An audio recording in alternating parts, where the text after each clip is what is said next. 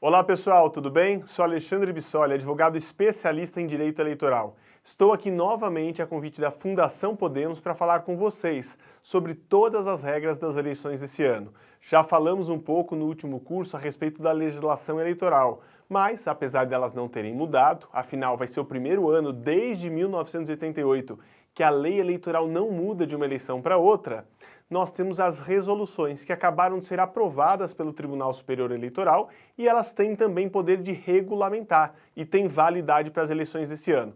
Então são com essas atualizações que nós vamos fazer o curso dessa vez para que vocês cheguem super atualizados nas eleições desse ano e possam ser muito bem sucedidos. Pessoal, como eu vinha dizendo para vocês aqui no início da nossa chamada do curso, pela primeira vez na história não, desde a redemocratização em 1988, o Brasil não vai ter mudança de legislação de uma eleição para outra, o que acontecia a cada eleição. Isso se deve pelo fato de que a Câmara dos Deputados até aprovou uma mini-reforma eleitoral que tinha uma série de benefícios para as eleições, fui um dos especialistas que ali atuou, conseguimos emplacar pelo próprio Podemos, com o trabalho da deputada Renata Abreu, mais de 10 emendas que foram aprovadas, mas infelizmente o Senado Federal não votou a tempo. Foi uma opção do Senado reunir essa mini-reforma junto ao Código Eleitoral que já tramitava na casa para que pudesse ser feita uma mudança mais ampla e única, mas que se for aprovada ainda esse ano não valerá mais para as eleições desse ano,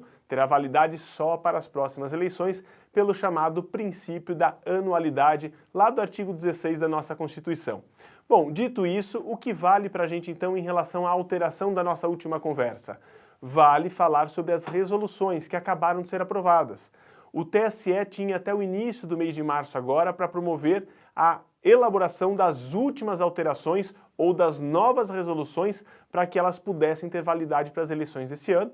Isso foi devidamente realizado, foi aprovado com uma série de inovações e que é importante a gente poder passar por cada uma delas para que vocês possam somar tudo aquilo que a gente já falou e que será relembrado hoje aqui também, para que vocês possam ter uma noção mais completa. Então nós vamos compatibilizar hoje as leis que nós já conhecíamos, a legislação que já vinha sendo aplicada e as resoluções que foram trazidas agora mais recentemente pelo TSE, para que vocês possam ir para a disputa eleitoral sabendo as duas coisas, o que estará funcionando e o que não estará funcionando, o que é novidade e o que não é novidade, mas acima de tudo, aquilo que você precisa saber para não levar multa, para não ser cassado e para que a gente tenha um processo muito transparente e tranquilo para que todos possam festejar ao fechar das urnas. Falando em ano eleitoral, nós temos que puxar o nosso calendário, que nesse ano, lá no dia 1º de janeiro, já começou a produzir efeitos significativos.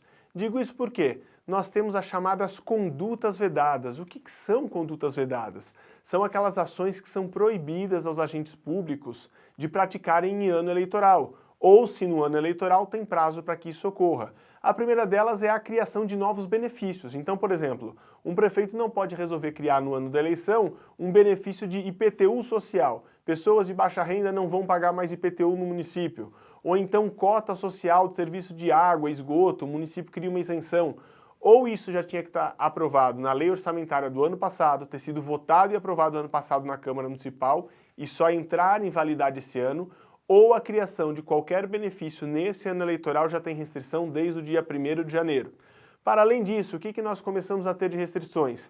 Agora, no próximo dia 6 de abril, quando a gente chega a 180 dias da eleição, 6 meses das eleições de 2024, nós temos a vedação de aumento real de salário para servidores públicos. Uma coisa é a reposição inflacionária. Se a gente tiver uma disparada da inflação, tem que fazer uma reposição pelo poder de ganho e de aquisição de bens por parte dos servidores, isso é uma coisa. A outra é um aumento real. Ele só pode existir até o próximo dia 6 de abril, que é 6 meses antes das eleições. E daí para frente as restrições só vão aumentando. Por exemplo, quando faltar 3 meses para as eleições, lá no dia 6/7, 6 de julho, as prefeituras já não podem mais realizar inaugurações com festividades, contratação de shows e bandas, porque deixa de ser um ato meramente formal e passa a ter um proveito eleitoral. Então, pode haver inauguração no período eleitoral, nos 3 meses que antecedem as eleições? Pode, de forma extremamente direta, de forma objetiva, sem show, sem festa, sem pirotecnia. É vedada a contratação de toda essa parafernália no período de inauguração. Também não podem os candidatos participarem desses eventos de inaugurações, em que pese elas poderem existir. Também não se pode fazer publicidade institucional, a não ser naqueles casos graves, como, por exemplo, um grande desastre público com enchentes e chuvas que tenha que socorrer essas pessoas, numa epidemia de dengue, como a gente vem vivido nos últimos dias. Então, tudo isso são exceções, mas fora isso, não pode ficar usando a administração pública para fazer publicidade institucional, nem enaltecer as conquistas e realizações da administração pública. Também tem que tirar aquela famosa logo de administração, sabe a prefeitura que cria logo? É a cidade que mais fez, ou a cidade melhor do Brasil, enfim. As administrações costumam criar logomarcas com frases e isso tem que ser ocultado durante esse período que antecede os 3 meses da data de eleição, nessa reta final. Então essas são as chamadas condutas vedadas, que são as primeiras que nós temos que tomar cuidado desde o dia 1º desse ano.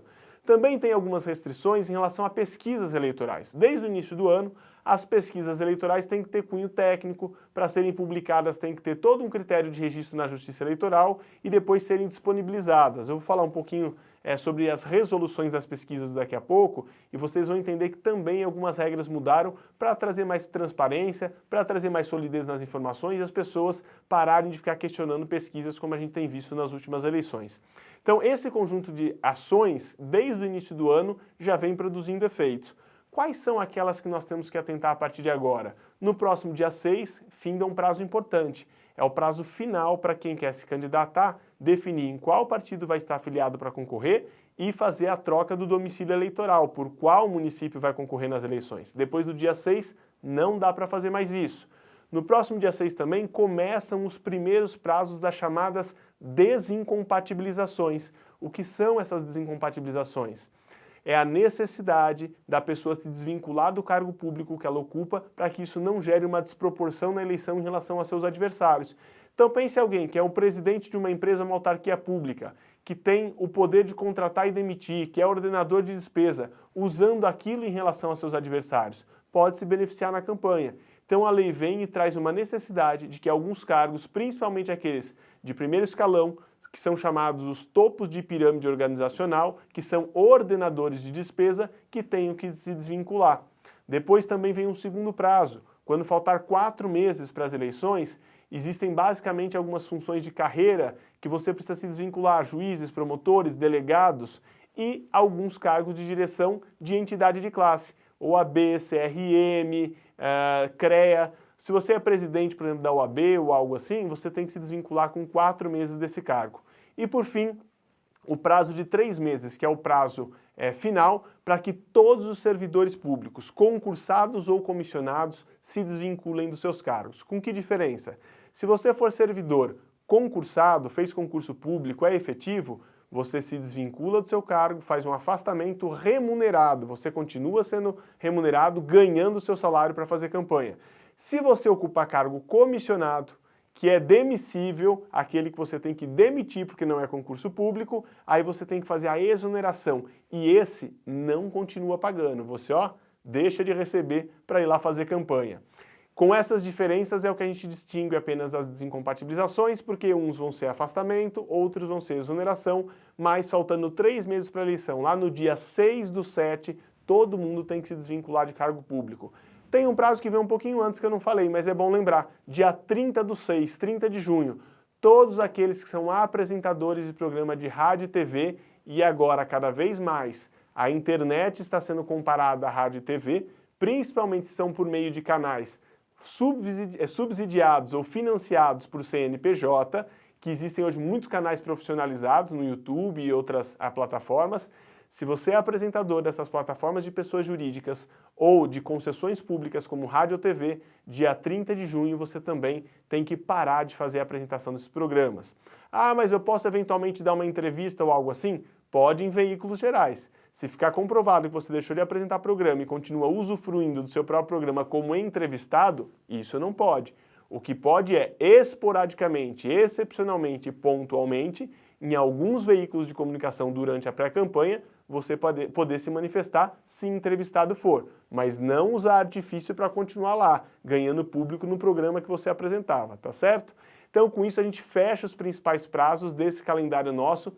até os 3 meses que antecedem as eleições. Bom, pessoal, é chegado o tempo das convenções partidárias. Qual é a data de convenção? Você que é dirigente, você que é candidato, quer se organizar, por quê? Porque a convenção é aquele momento que vai dividir você pré-candidato e você candidato. A partir do momento que a sua convenção for realizada e você for escolhido candidato, você receberá um número para concorrer nas eleições, você já passará a ser candidato. Ainda não pode fazer campanha, ainda não pode pedir voto, porque as convenções são do dia 20 de julho a 5 de agosto. E a campanha só pode ser iniciada no dia 16 de agosto. Aí você me pergunta, o que eu faço se eu viro candidato tão cedo e eu só posso começar a fazer campanha no dia 16 de agosto? Olha, organize sua campanha. Quando você se tornar candidato, você tem um monte de coisa para correr atrás. Documentação para o partido poder registrar a sua candidatura no sistema Candex. Você tem que organizar a abertura de conta bancária. Você tem que organizar o seu time de campanha. Você tem que fazer aprovação de material prévio. Começar a organizar e pegar orçamentos para as primeiras contratações da sua campanha. O único alerta que eu dou, não saia contratando produtos e serviços antes de tirar o seu CNPJ e de abrir a sua conta bancária. Então é um momento de organização. Mas aí você me perguntaria, e se alguém perguntar se eu sou candidato depois da escolha em convenção? Você pode dizer, agora eu sou candidato. Não precisa continuar chamando de pré-candidatura ou se apresentando como pré-candidato se já foi realizada a sua convenção e se você já foi escolhido candidato. O que você não pode fazer ainda é pedir voto ou divulgar o seu número. Mas se for questionado, seja numa entrevista, seja por alguém que te conhece, por um amigo, e te disser, olha, você já é candidato, pode responder, já sou candidato, mas não pode pedir voto nem divulgar número. Se você quiser ir na sua rede social e escrever lá, olá, que prazer, fui escolhido candidato a vereador ou a prefeito nas convenções realizadas no último dia ou 2 dias atrás pelo meu partido. Você pode fazer isso desde que ainda não peça voto e desde que não divulgue seu número. Então, após as convenções, você é candidato. E aí começam os alertas desse problema todo da documentação do registro da candidatura. O primeiro ponto que você tem que se atentar é após o próximo dia 6 agora de abril, quando fecham os prazos de filiação partidária, ir imediatamente no primeiro dia útil subsequente no cartório, vai ser um sábado, então vai lá na segunda-feira no cartório, ou vai no site da Justiça Eleitoral tentar puxar a certidão lá, o site às vezes dá um pouquinho de problema, vai no cartório para garantir se você tiver condições. E verifica se a sua filiação foi devidamente processada. Nós tivemos um sistema novo implantado de filiações esse ano, chamado Filia, numa versão que tem apresentado uma série de problemas e inconsistências. Inclusive, recentemente teve uma reunião de 14 partidos com o presidente do TSE, o ministro Alexandre de Moraes, e a presidente do Podemos, a deputada Renata, esteve lá, eu estive presente acompanhando ela, e foi apresentada essa série de inconsistências que fez com que o presidente do TSE, ministro Alexandre de Moraes, determinasse a imediata suspensão de uma série de mecanismos que tinham sido colocados no sistema e que estavam inviabilizando subir as filiações. Como o sistema ainda pode apresentar inconsistências, depois do dia 6 pode acontecer de algum caso ter problema de não ter processado a filiação que o partido alimentou.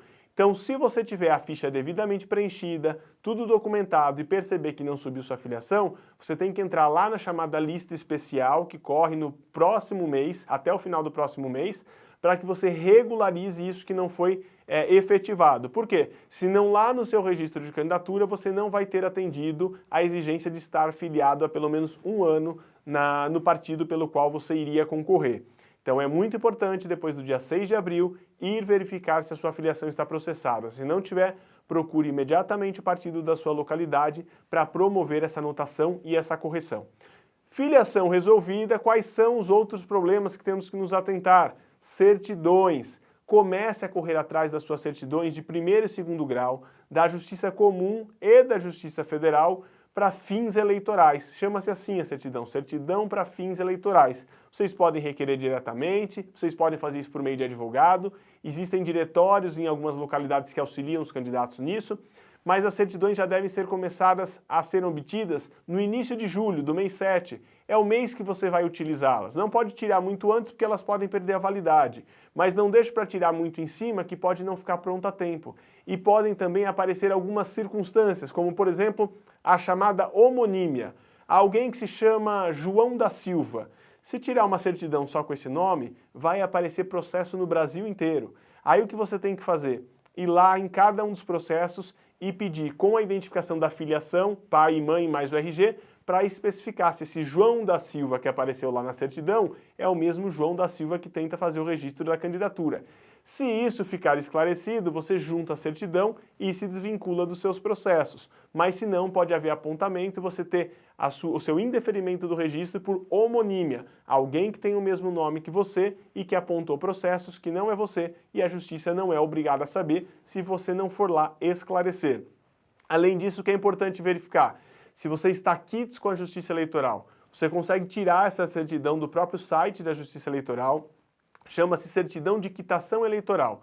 Se você teve um problema de não votar em alguma eleição e isso foi agora processado, se você teve algum problema de multa eleitoral que não foi paga, se você teve qualquer outra questão junto à Justiça Eleitoral que você às vezes nem veio saber, doação acima do limite ou qualquer outra coisa, e tem pendência, isso pode demorar um tempo para ser processado no sistema interno e gerar um problema de falta de quitação eleitoral. Por isso é importante ver se a certidão está ok, se não tiver, procurar imediatamente o cartório, ver qual é o motivo da pendência e regularizar. Porque se no momento do pedido do registro da candidatura você não estiver com a sua certidão de quitação eleitoral em ordem, você terá o seu registro indeferido.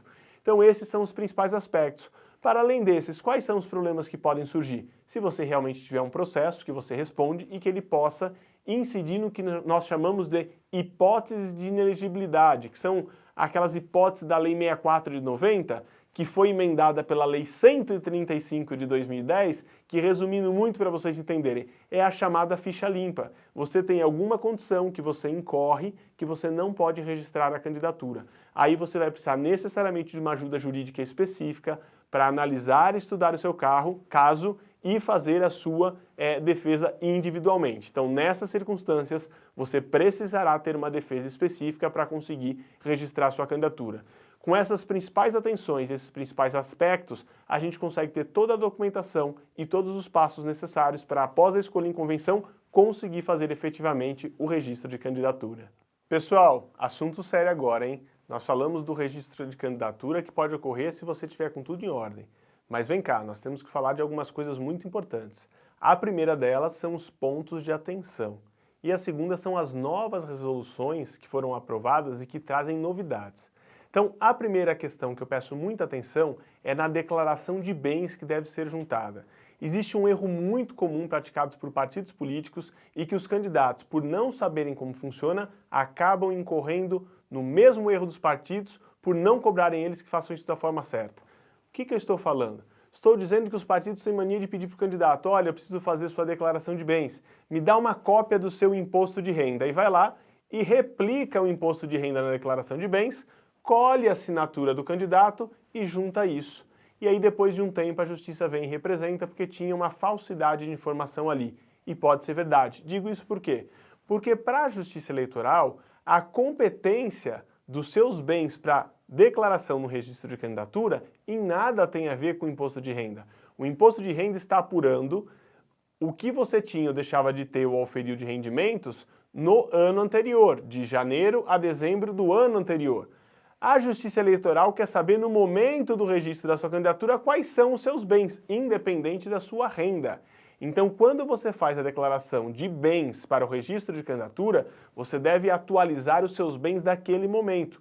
Por exemplo, se entre 31 de dezembro, que é quando você fechou o imposto de renda, e o início da campanha você trocou de carro, é claro que no seu imposto de renda o veículo que está lançado é errado. Se você recebeu uma herança, se você recebeu uma ação judicial que você tinha alguma condenação para receber e ganhou mais dinheiro com isso, se você fez uma aplicação de dinheiro nova, se você se desfez de algum bem porque você precisava de dinheiro, tem alteração. Então você pode até pegar o imposto de renda como base para manter algumas coisas, mas você tem que olhar em relação ao imposto de renda o que mudou, o que foi mantido e o que não foi mantido. E aí sim, analisando essa alteração com base na data da assinatura lá no registro, é que você deve fazer essa devida adequação, tá certo? Muita gente erra nisso e eu já vi muito processo criminal por falsidade de informação no processo eleitoral em relação à declaração de bens. Quais são os outros pontos de atenção que são algumas novidades que as resoluções trouxeram? Primeiro, em relação à cota de gênero, a gente já sabe que a questão de gênero masculino e feminino tem porcentagem. Ou homem ou mulher tem que ter pelo menos 30% na chapa. Então a gente tinha a possibilidade antes, no município de poucos vereadores, de lançar uma chapa só com 2 homens e sem nenhuma mulher. Então eu não tinha os 30%, mas eu tinha 2 homens que eu cumpria ali uma cota. Ou então lançar um único homem, em que eu não tinha que falar em 30%, porque eu tinha uma única chapa, um único nome sendo lançado, nome único. Isso não é mais possível. Agora, no registro de candidatura, os partidos terão que ter, no mínimo, um do gênero. Se eu registrar uma mulher, eu tenho que ter no mínimo um homem. Se eu registrar um homem, eu tenho que ter no mínimo uma mulher. Posso também ter mais. E aí, no caso de ter mais, eu tenho que respeitar sempre 30%.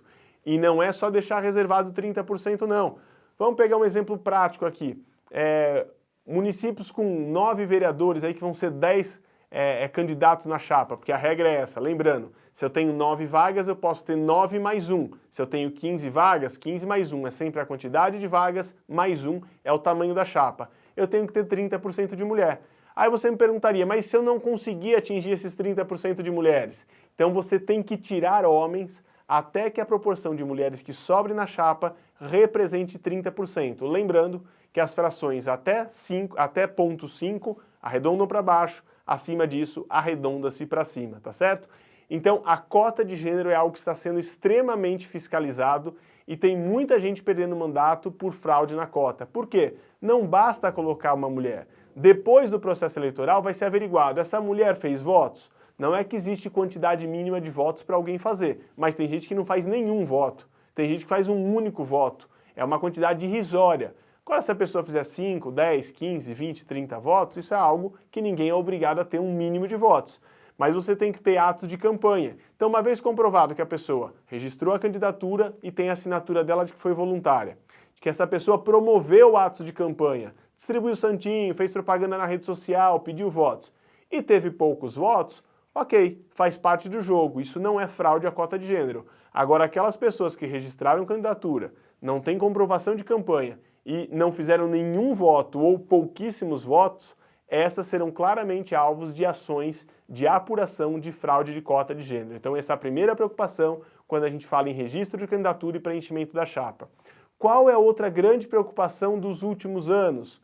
A cota racial, que nós fazemos uma grande confusão.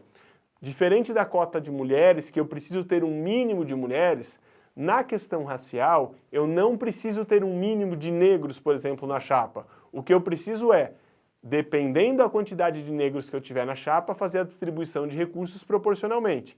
Então, se eu tiver 10% de negros na minha chapa, eu tenho que 10% do meu recurso, no mínimo, enviar para essas candidaturas. Se eu não tiver nenhum negro na minha chapa, eu não tenho que obrigação de enviar nenhum recurso. Então, existe uma diferença, as pessoas acham que tem cota mínima também de candidaturas negras. Nós estamos falando de coisas diferentes. O que tem cota mínima são as candidaturas femininas na questão de gênero. As candidaturas negras ou pardas, elas não têm cota mínima, mas a quantidade que tiver terá que ter destino proporcional de recurso.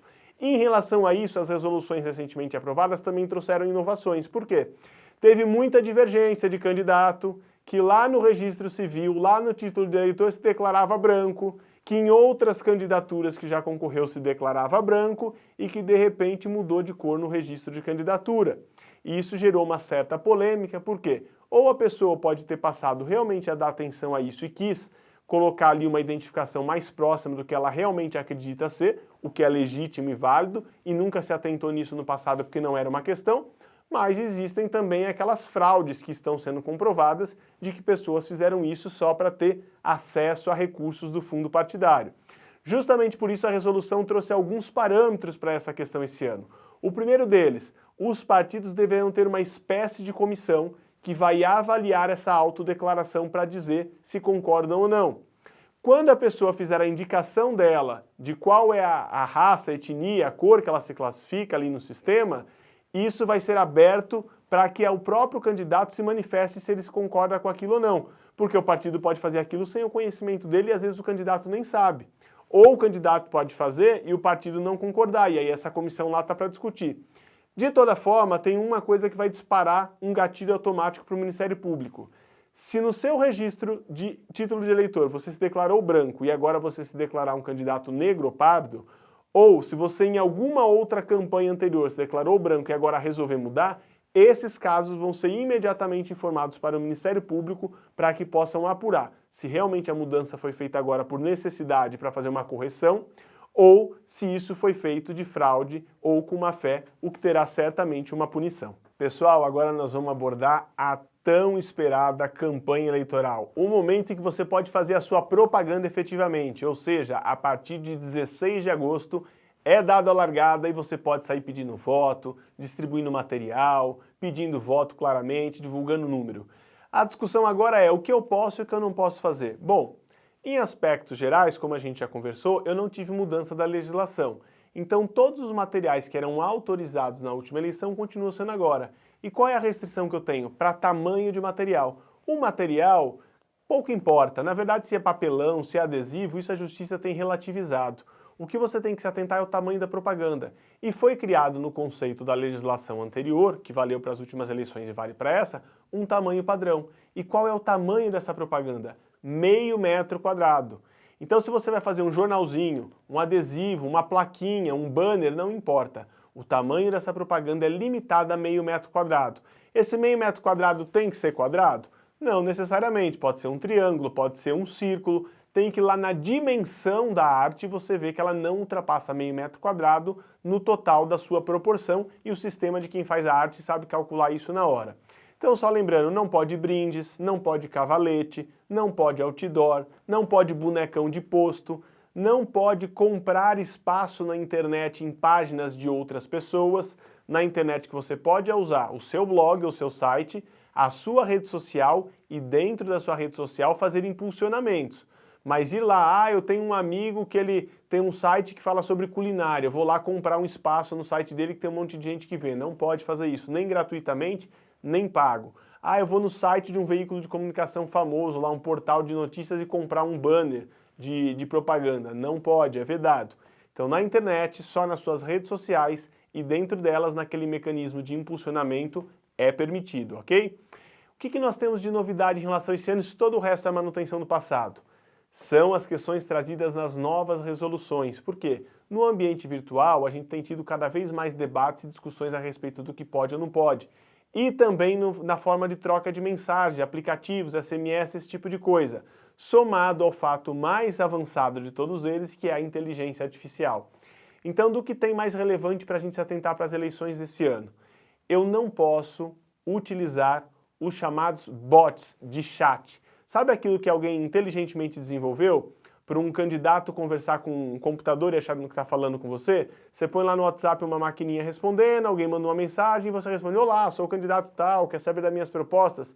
Isso está vedado. Os chatbots, que são aquelas formas artificiais de interagir com o eleitor, estão proibidas na campanha. O disparo em massa de mensagens, de forma também a desrespeitar uma série de artigos da LGPD, de invasão de privacidade dos eleitores, isso também está banido das eleições e não pode ser feito. Muito menos a compra ilegal de mailing para envio de mensagens, isso também não pode ser feito. Então veja que todas as grandes sacadas que os criadores de conteúdo digital ou de mecanismos de inteligência artificial vêm criando, vêm sendo restringido nas eleições. Por quê?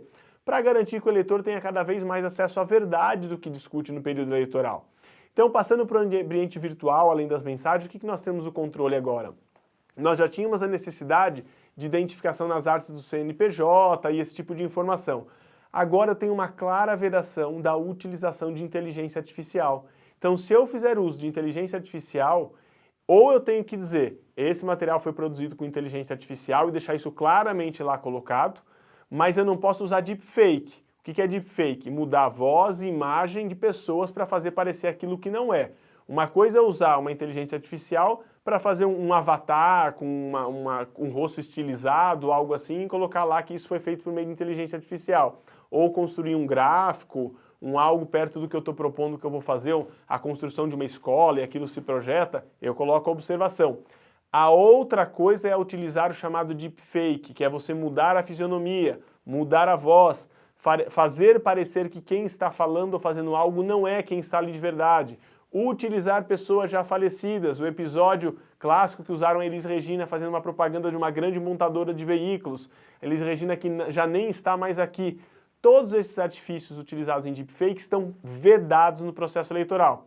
Aí vocês poderiam me dizer, mas não teria que a legislação prever isso? Isso não é matéria de lei? Eu diria para vocês, eu concordo, eu acho que caberia isso ao legislador. Mas o legislador demorou para fazer, o legislador fica num debate eterno lá no Congresso e não resolve as regras eleitorais, a Justiça Eleitoral veio e regulamentou por meio de resolução. Algo um tanto quanto duvidoso do ponto de vista jurídico, porque eu acho que não se trata só de regulamentação, em alguns aspectos eu acho que essas novas previsões estão praticamente legislando em assuntos que a legislação eleitoral é omissa, e aí vai ficar aquele eterno pesar de valores, que alguns vão dizer, não, é mais importante que haja alguma regulamentação, ainda que resvale num pouco de legislação, ou de estar fazendo um pouco o papel de legislador, e outros vão dizer, não, se o Congresso nada previu, deveria a Justiça Eleitoral também não falar nada a respeito e só regulamentar a legislação que já existe. Mas debates à parte, está editada a resolução, está previsto que será assim, e eu apostaria que isso será utilizado.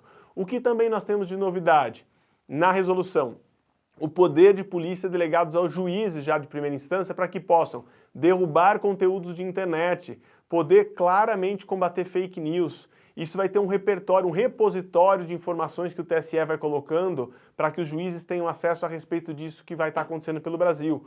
As empresas que são plataformas de redes sociais também vão ter obrigação, ao verificar conteúdos antidemocráticos, independente de representação ou decisão judicial, vão ter que banir aquilo das redes sociais.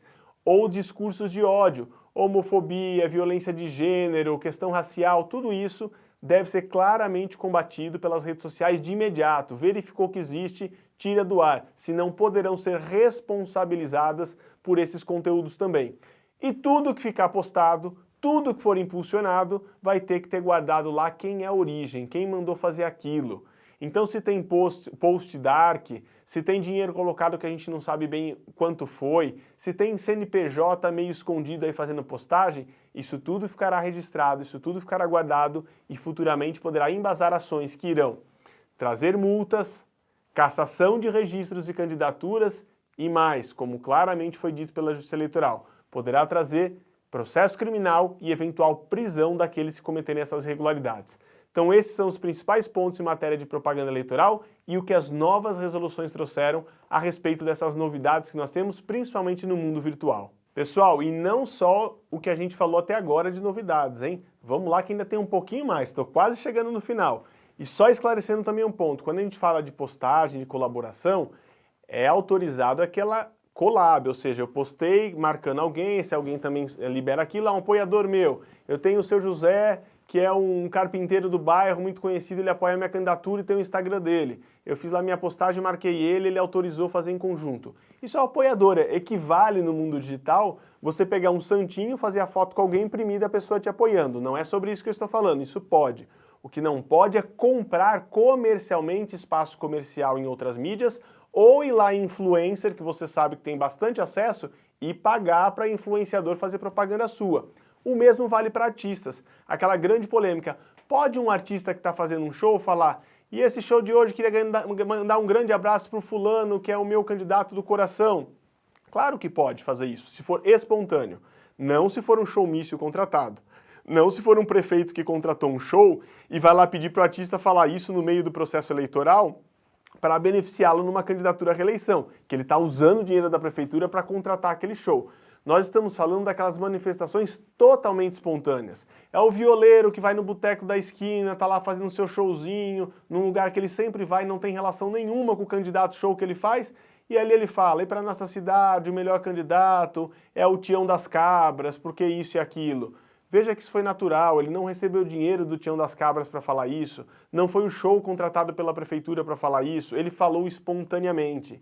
Então artistas, influencers, collabs de publicações, qualquer coisa nesse sentido, se elas forem estritamente espontâneas, sem vínculo financeiro, sem remuneração, sem troca de favores por isso, elas podem ser feitas, desde que voluntários. É importante deixar isso muito claro para vocês, tá certo?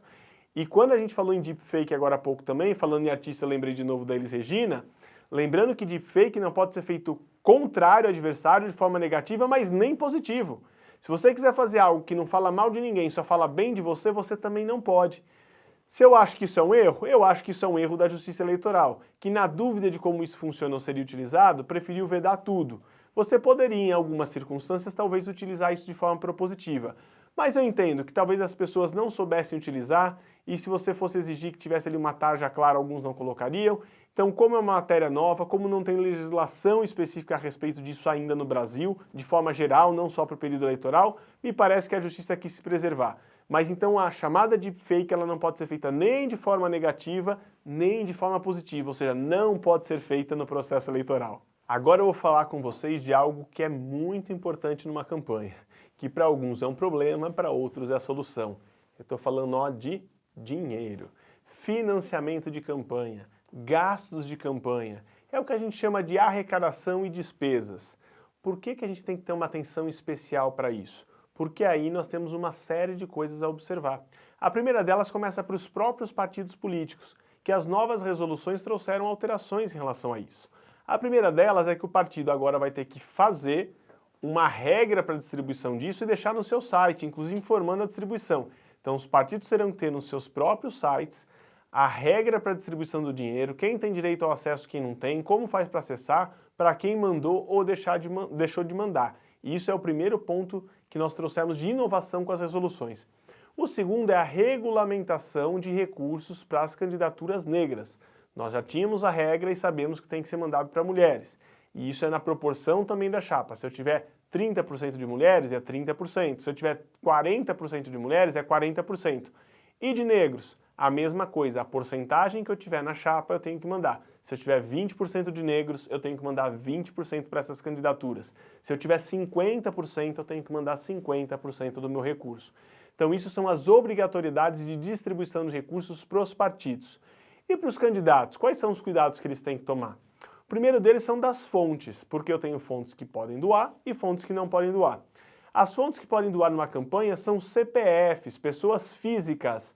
Quais são as únicas pessoas jurídicas que podem doar nas campanhas? CNPJ, partido político ou outro candidato. Então, eu sou um candidato a vereador, o candidato a prefeito pode doar para a minha campanha. Não ele, candidato a prefeito, a empresa dele, ele, CNPJ de candidato a prefeito. Ou partido político. Qualquer outra pessoa jurídica, dar dinheiro, ceder gratuitamente um bem ou gerar um benefício, emprestar um carro, emprestar um imóvel, qualquer coisa dessa natureza, é uma conduta vedada. Aliás, é uma arrecadação vedada porque é uma fonte vedada de receita. Pessoas jurídicas, por decisão do STF, que é mantida em vigor até hoje, não pode doar para candidaturas, correto, pessoal? Muita atenção com isso. O candidato tem um regramento, que ele tem que contratar um advogado e um contador para cuidar da sua prestação de contas, porque realmente tem muita coisa técnica ali, e ali vai ser feito o lançamento de acordo com os prazos que tem para isso. Tecnicamente vocês vão ter auxílio, é obrigatório que vocês contratem um contador e um advogado para cuidar disso para vocês. Mas o que vocês têm que entender no geral, e aí tem uma preocupação, que não adianta esperar o contador e o advogado, porque vocês podem cometer o erro antes do contador e o advogado poder falar alguma coisa, é em relação aos gastos. Você só pode começar a ter gasto na campanha depois que você abriu a conta. Não precisa ter dinheiro na conta, mas você precisa ter a conta aberta e o seu CNPJ para começar a contrair gastos. E aí você pode ir pagando conforme você arrecada. Os pagamentos devem ser ou por transferência bancária, ou por Pix, ou por cheque nominal cruzado. Não pode sair fazendo saque de cheque avulso na boca do caixa. Não pode sacar dinheiro da conta de campanha na boca do caixa. Tudo isso é vedado. Da mesma forma, o recebimento de doações de pessoas físicas, ou por Pix, ou por transferências, ou cheque cruzado nominal identificado. Não pode receber dinheiro depositado na boca do caixa também, é vedado. Todos esses cuidados o candidato tem que ter ao longo de toda a campanha. E se identificar qualquer uma dessas irregularidades, chama o advogado, chama o contador, fala imediatamente e buscam ali uma solução mais adequada para o caso, se é devolver o dinheiro, se é recolher para a União, se é regularizar o que ficou em aberto, mas tem que regularizar isso. O que importa também quando a gente fala em relação a gastos de campanha? Todas as localidades têm um limite de gastos para as campanhas de vereadores e de prefeitos. Esse limite foi feito com uma base histórica, com uma média ponderada de quanto se gastava em cada lugar, então não tem uma regra. Às vezes você tem um município menor, que pode ter um limite maior, e um município que tem segundo turno, que o limite é menor do que a cidade pequena. Isso é uma grande incoerência do que foi definido em matéria de limite de gasto nos municípios, mas enquanto o Congresso não enfrentar essa matéria e não resolver, infelizmente essa disparidade continuará. O que nós temos na prática é o limite das últimas eleições, que deve ser atualizado pelos índices de inflação dos últimos anos e ter o novo limite nas localidades esse ano, que deve ser definido aí próximo do início da campanha, ali perto do período de convenções partidárias. Definidos esse limite, o cuidado que você tem que ter é que sua campanha não supere esses valores que você pode gastar. Então, se um candidato a vereador no município A pode gastar 10 mil reais e um candidato a prefeito 100 mil reais, se ficar provado que ele gastou mais que isso, seja com trânsito de recursos na contas ou com bens estimados, ele comete o chamado abuso do poder econômico.